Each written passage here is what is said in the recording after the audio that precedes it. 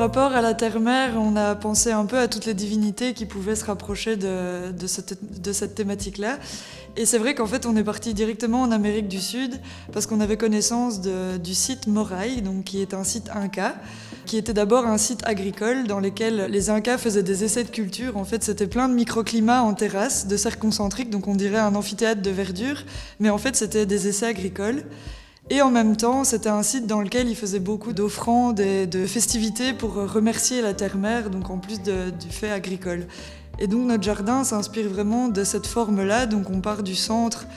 qui s'appelle la boca. En fait, la boca, c'était la bouche pour les Incas, par laquelle ils donnaient des offrandes pour remercier la terre-mère. Et donc au cœur de notre jardin, on a la boca, et de là se développent les terrasses, dans lesquelles on a voulu implanter une ambiance très douce et très pastel pour remercier la terre et redonner du lien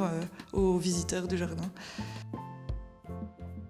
Déjà, ce qu'il faut savoir, c'est que donc, les terrasses sont soutenues par de l'acier qui va être rouillé, donc déjà on a une ambiance à ce niveau-là. Et les plantes, on a voulu que des plantes qui soient indigènes ou médicinales ou comestibles, et donc qui sont un peu accessibles à tout le monde, que les gens se disent tiens, j'ai ça dans mon jardin. Et c'est vrai qu'en termes de floraison, on a essayé d'étaler sur toute la période d'avril à novembre. Dans une même espèce, on a des fois plusieurs cultivars qui vont se chevaucher dans la saison pour pouvoir offrir une floraison tout au long de la période du festival. Mais on a aussi voulu rendre hommage à une personnalité qui s'appelle Vandana Shiva,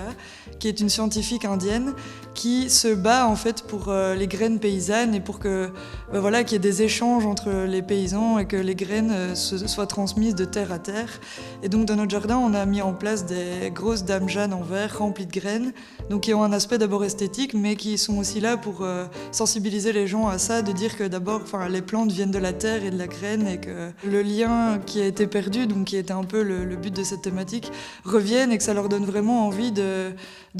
ramener les plantes chez eux et de remettre les mains dans la terre et de recréer aussi des ambiances dans leur propre jardin.